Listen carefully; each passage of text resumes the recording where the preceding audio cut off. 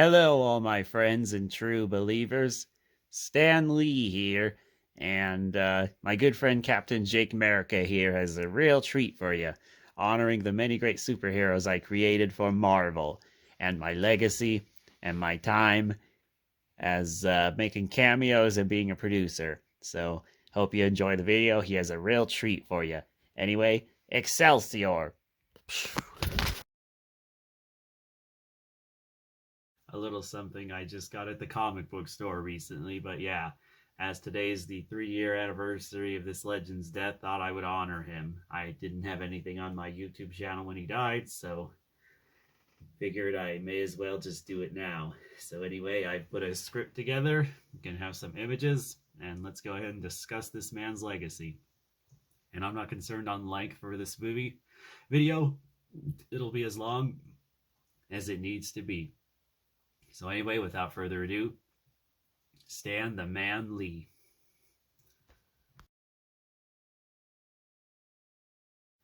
Alright, I'm not going to hold this up the whole video, but at least for the beginning and hopefully in the end I will. So anyway, to start this discussion off, Stan Lee, wow, what a legacy, and a legacy that continues to go on, and what he's meant to fans. I mean, look, I bought an action figure based off of him, but yeah, and his fellow comic book creators, as many have cited him as an influence on what they've created, like Alan Moore, some of the more recent creators like him and Frank Miller and many others, even though he's not my favorite Spider-Man writer, Dan Slott, and even though he's not my favorite Marvel editor, Joe Quesada also has cited Stan as an influence.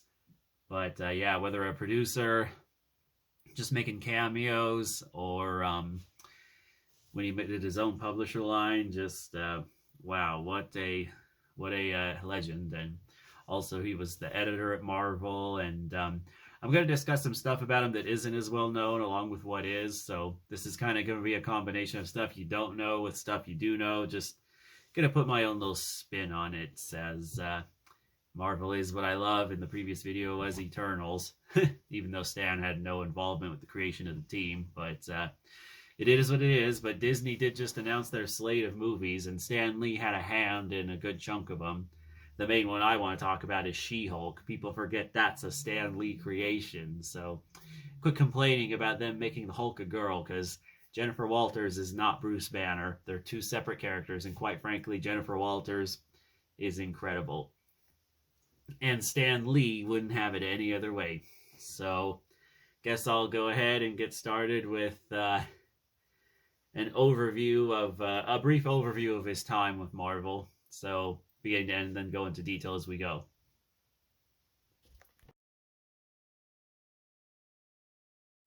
So yeah, Stan Lee started as he initially struggled to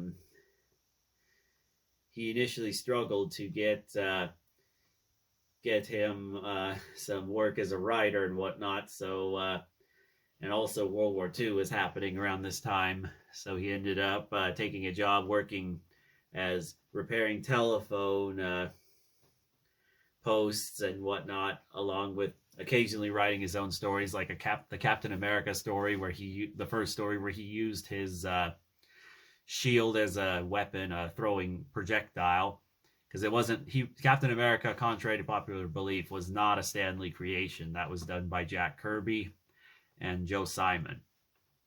But yeah, anyway, all right, gonna have to go ahead and set this down here, because I can't hold this the whole time. It's gonna distract me. So, and Stan wouldn't have it any other way, but it'll be right by me to remind me to keep going. Anyway, so yeah, I guess he served in the Army in early 1942, and also worked making training films, and also occasionally did some cartooning, and his title in the military was a playwright, which I guess not a lot ended up anyone there. And a fun fact, I guess his unit had many future famous writers and filmmakers in it, whether it was Frank Capra, the Academy Award-winning director, or the creator of the Addams Family, Charles Addams. Wow, just found that out. along with Dr. Seuss, Ted Geisel. He was in his platoon, his unit also. So yeah, but yeah, he definitely was a hero in and out of the office, that's for sure. But yeah, overall, definitely I thank him for his service, since he was a veteran. Yeah, he's not with us anymore. Rest in power, Stan. But the time for the morning has passed, and this is more of a tribute. But I don't know. I may or may not tear up, so don't be surprised. I did give that warning on my Instagram, but I don't know. Talking about him in this positive light has made it a little easier. So we shall see. But yeah, after this, I guess he went to go write in the 1950s, and mainly just wrote a lot of lesser teen romance books. Nothing really of note, because Marvel didn't really do that, because after the war, comic books weren't really popular because it wasn't so engaging with readers, because the war wasn't going on, and I guess communism, they just couldn't come up with good stories to have them go up against communists. So I guess without further ado, let's go ahead and go on to the 1960s, from when he created some of his most iconic creations, from the Fantastic Four up to the Avengers.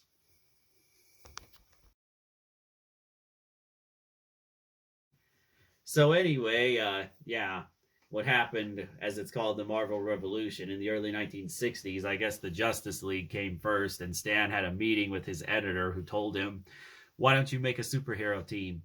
And that team would go on to be one of my favorite teams, right next to the X-Men and Avengers, that being the Fantastic Four. Him and Jack Kirby, wow, what a team. All of them are great, from Mr. Fantastic, Invisible Woman, The Thing, Human Torch, and also Doctor Doom. So just so many great characters, and Doctor Doom is definitely up there among some of the best comic book villains, that's for sure. But yeah,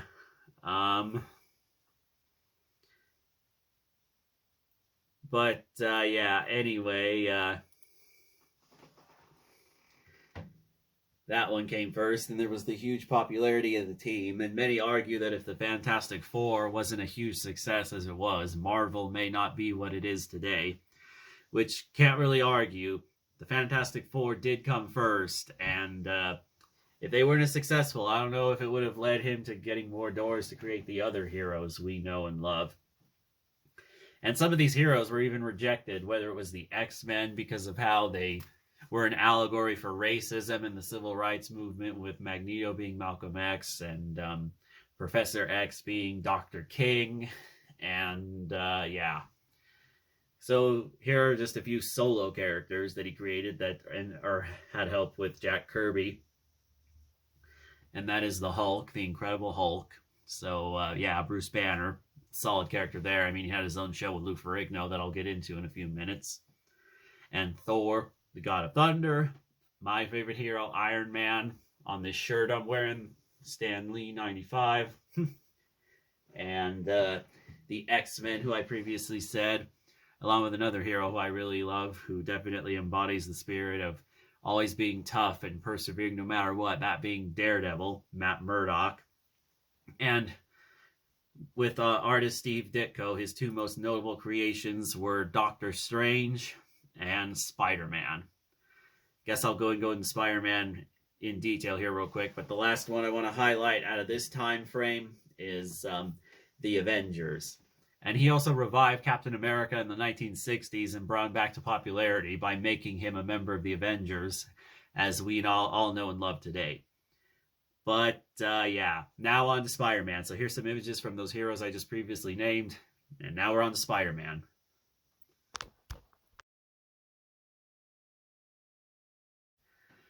Many argue, and as I would agree, Spider-Man is the character that Stan Lee is the closest with, I guess, personality-wise and everything, even though he did say many times he thought he was an amalgam of the best aspects of all of his characters. But yeah, Spider-Man definitely broke new ground in the superhero genre, as he was a teenager and had his own life and identity, and also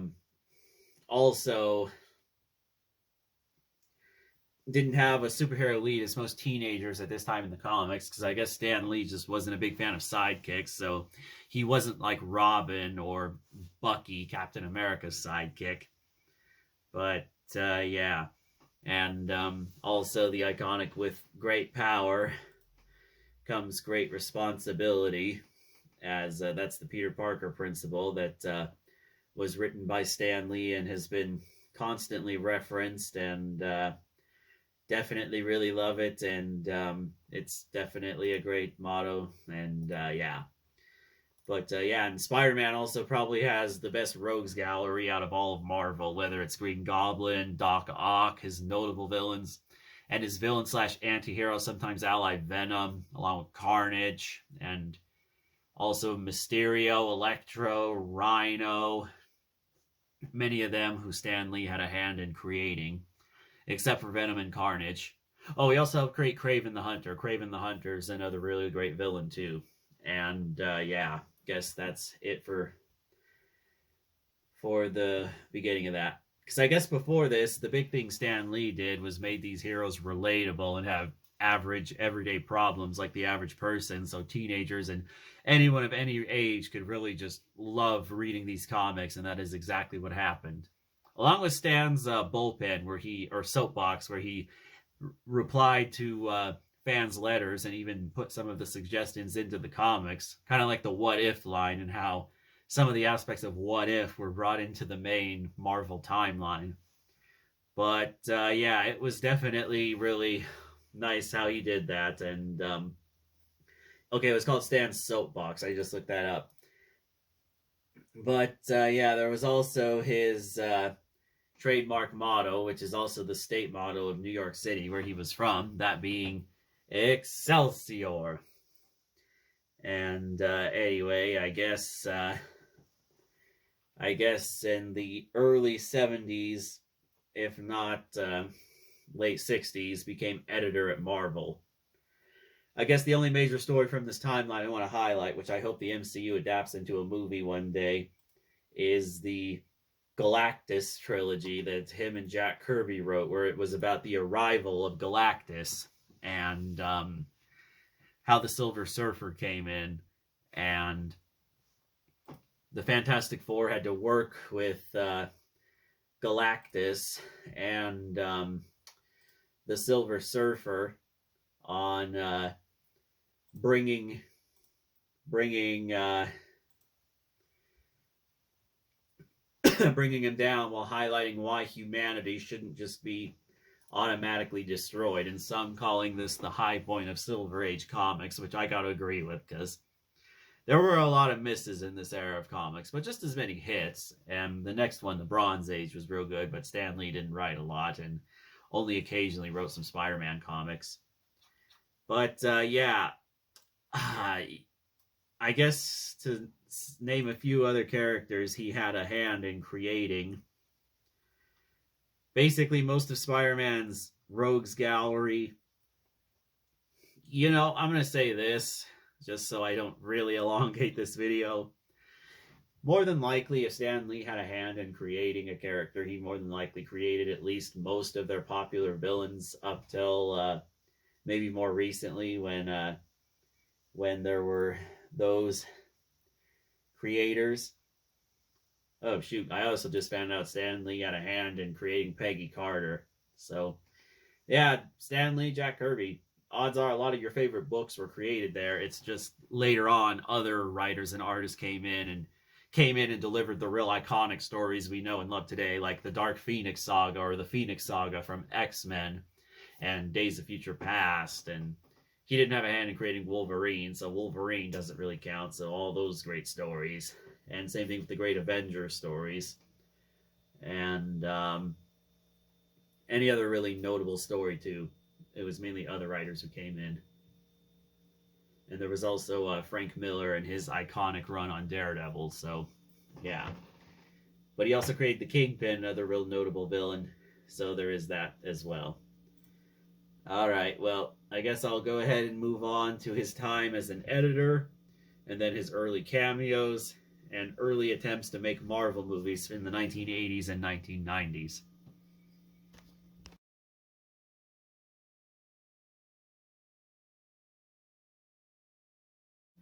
So anyway, a lesser known fact is I guess in the late 70s and throughout the 1980s, Stan Lee spent a lot of time trying to get his own creations made into movies, whether it was Spider-Man, even though nothing came of it until Tobey Maguire's Spider-Man, and the Fantastic Four had that awful Roger Corman movie that is just almost unwatchable, and that Captain America movie that starred Matt Salinger, the son of J.D. Salinger, and various others. But there was the successful TV series, so it wasn't all a bust, and Stan Lee did have a heavy hand in making that, so there is that too. And I'm just going to say this right now, for those who try to say Stan was a credit monger, no, he ain't no Bob Kane. This is not a Bob Kane, Bill Finger situation. He always gave equal credit to all of them, and usually it was the higher-ups above him who screwed over the other artists. And he always gave equal credit, no matter what, and even acknowledged them even before some of them died, and made amends with many of them. So even though they had their fights and really hate each other, and I just wanted to dispel that right now.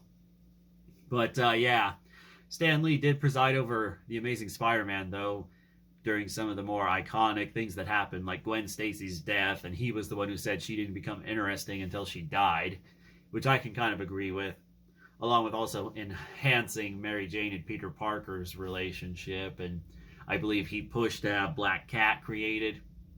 So basically, up to the 70s, I believe he was the editor. It wasn't until like the early 80s when Jim Shooter came in, who did have many great comics, but he's kind of a controversial figure in the industry too, so yeah. But I guess after that, the only other notable things to talk about is his early cameo. He made a cameo in The Trial of the Incredible Hulk, a TV movie. That was his first cameo, where he was a member of the jury. And and he was also the narrator on many animated series, from The Incredible Hulk up to the Fantastic Four, when he would voice himself. I guess I'm just going to list off some of his appearances where he was himself. He was also in Spider-Man, the animated series. He had his badass appearance at the end of the show, which was real great, along with voicing Clifford Walters, Jennifer Walters' dad, in the Incredible Hulk cartoon from the 90s. He also had an appearance in Spider-Man, or the Spectacular Spider-Man, and Ultimate Spider-Man as the janitor Stan in the Big Hero 6 series, and many others. Oh, and his really great appearance on the Phineas and Ferb Marvel special. That was also really nice. And yeah. And also many great video game appearances, whether being the narrator in Spider-Man, the game from 2000, or Spider-Man Enter Electro, and Spider-Man Shattered Dimensions. He also appeared in on-screen as a senator in Marvel Ultimate Alliance 2.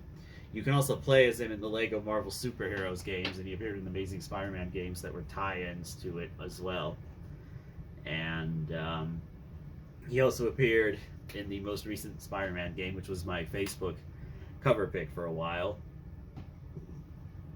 And I guess to finish it off, going back to all of his movie cameos.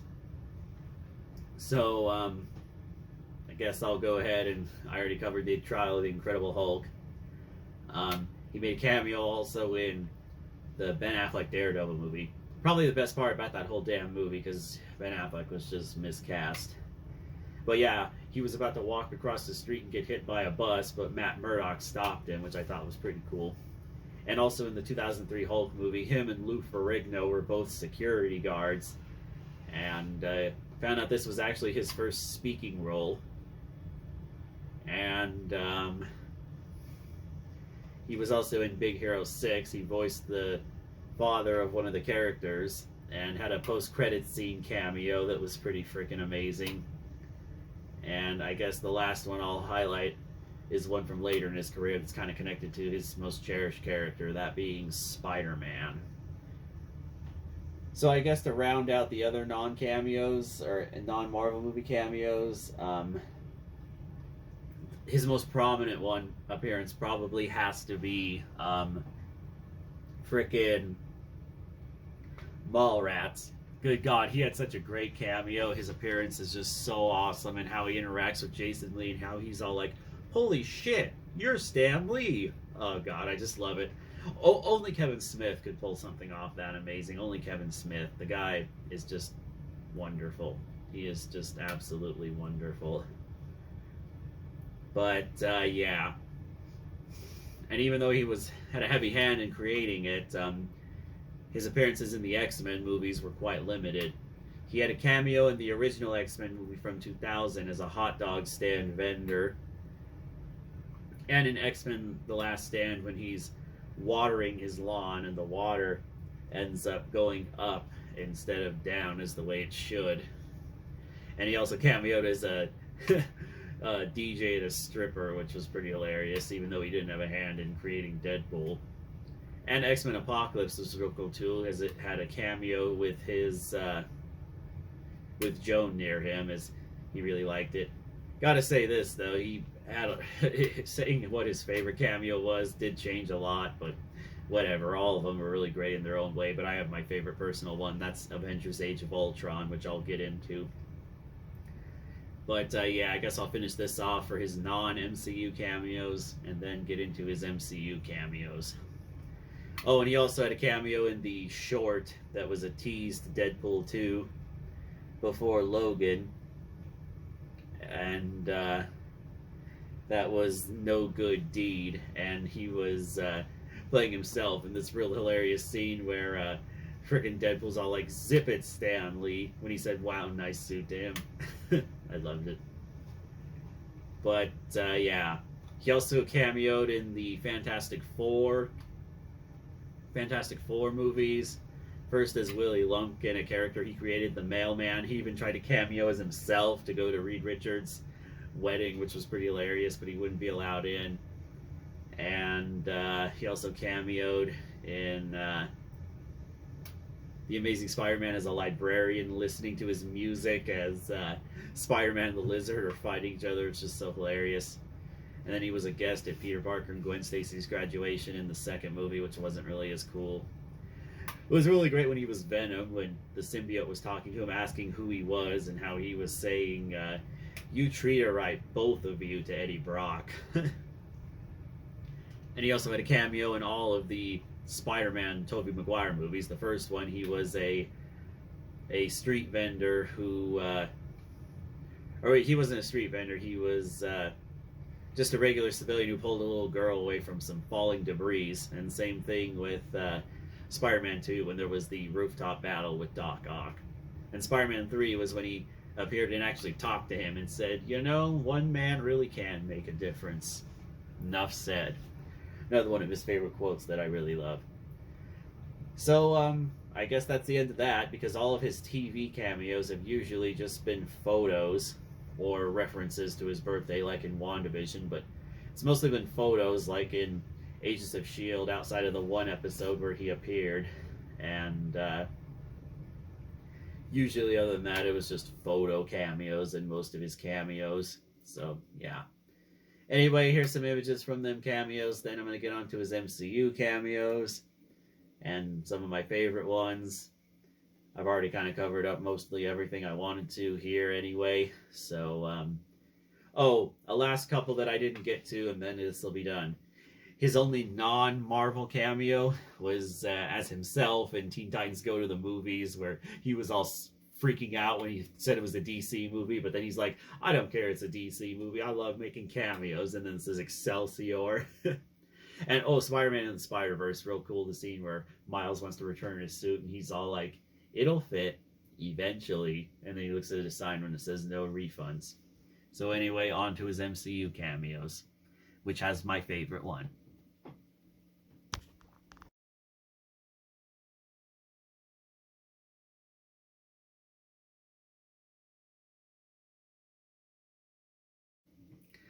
Anyway, so on to his MCU cameos. His first one in Iron Man was just absolutely hilarious. Credited as playing himself, but he's someone who gets mistaken for Hugh Hefner when Tony Stark walks by him in his party, and there are these blonde women all interacting with him, and he's all like, he says, "Looking great, Hef," because he thought he was Hugh Hefner because because he frickin' was wearing a smoking jacket. As Stan said, that was one of his favorites, even though there were many others that he said that about too. And the Incredible Hulk, he plays a hapless citizen who ingests a soft drink that had some of Bruce Banner's blood in it when he had a little more of a kick, and it was pretty funny when he's all like, "Wow," after he drops the bottle and gets gamma radiation sickness. And then Iron Man 2 continues the trend of him being mistaken for someone else. That being Iron Man 2 during the Stark Expo when he's mistaken as Larry King and Stark greets him as Larry King. I freaking love that one. And Thor was really great too when he was trying to lift Mjolnir off of his pickup truck. And he's trying to pull it and he couldn't get it and tore his truck in half, and he's all asking, "Did it work?" And then Captain America, the first Avenger, was real great too because he was a general. Captain America was supposed to win the Medal of Honor, and this guy walked in saying that he couldn't make it.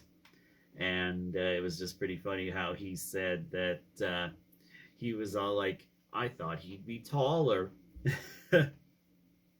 And the Avengers has a real great cameo from him, but also one that a deleted one that was real great too. In this one, he is being interviewed after the climax of the film, and he says, "Superheroes in New York, give me a break."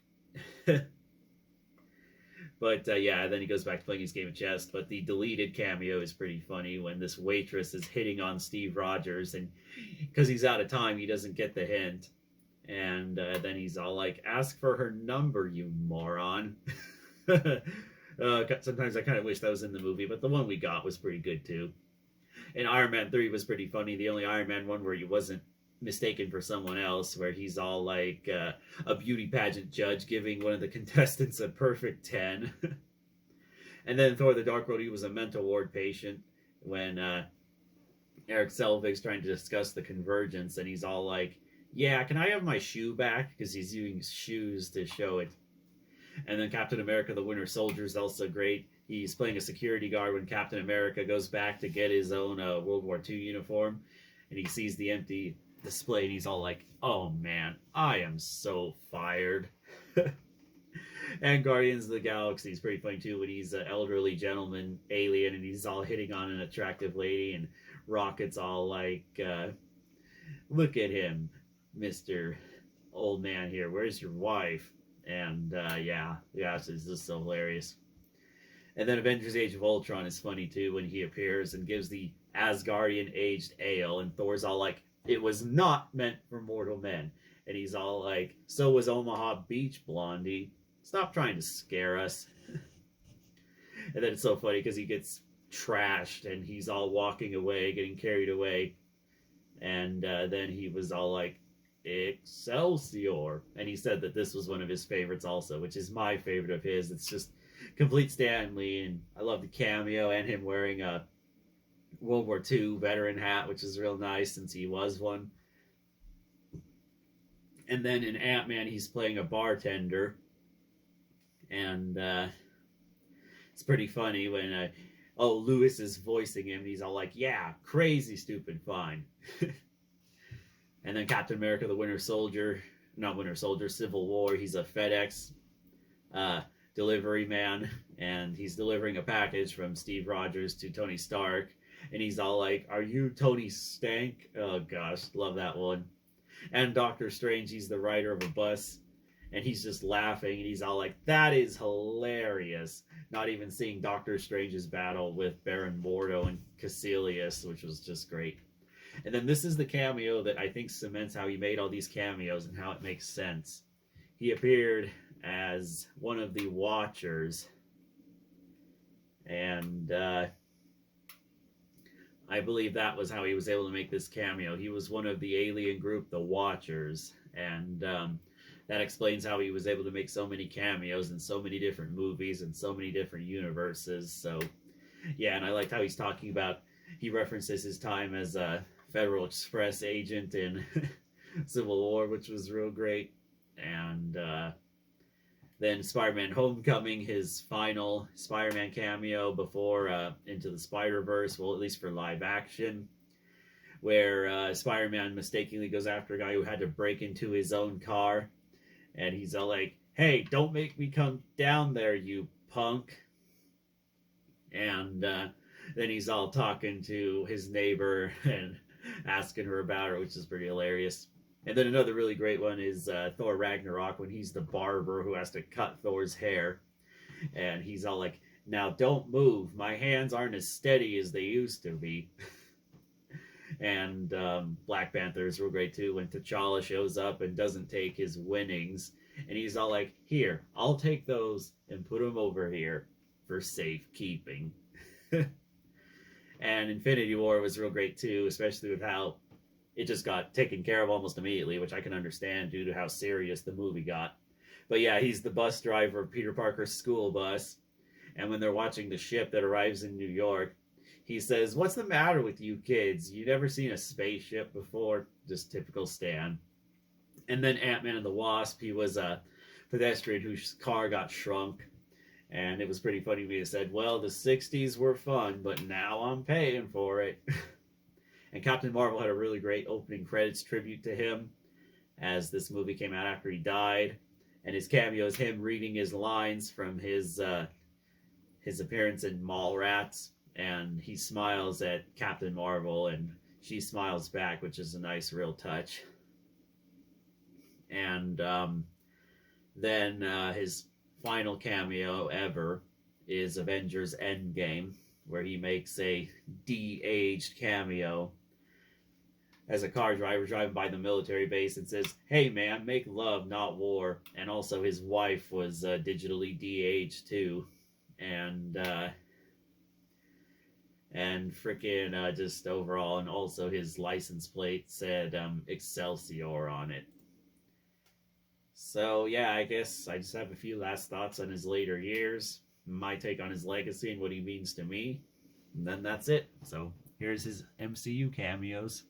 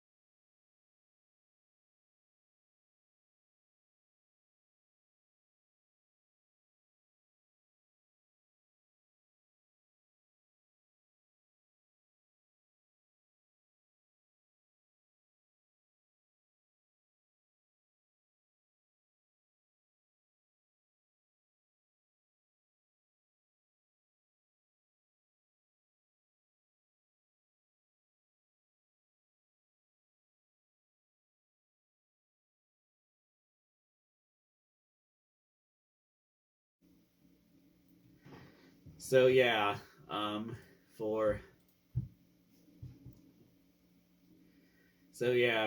Stan Lee, I heard in his later years he was potentially a victim of elder abuse, and some of his money got cheated out of him by his owner, which is unfortunate. But to my knowledge, he is facing legal action, so it seems as if justice is happening, and his only daughter definitely fought to make sure it would happen. And it seems like he's gonna be getting his just desserts. So yeah, but anyway, yeah.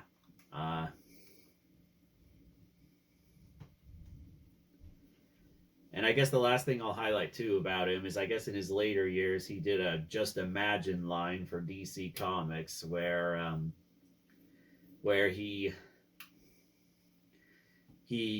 wrote about DC characters, but the way he would write them, with the more relatable side. along with his own label, POW Entertainment, which, oh wow, I just found out is still going. So, yeah.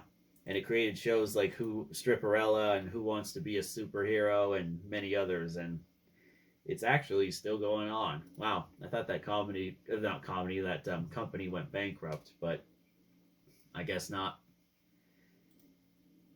Anyway, yeah.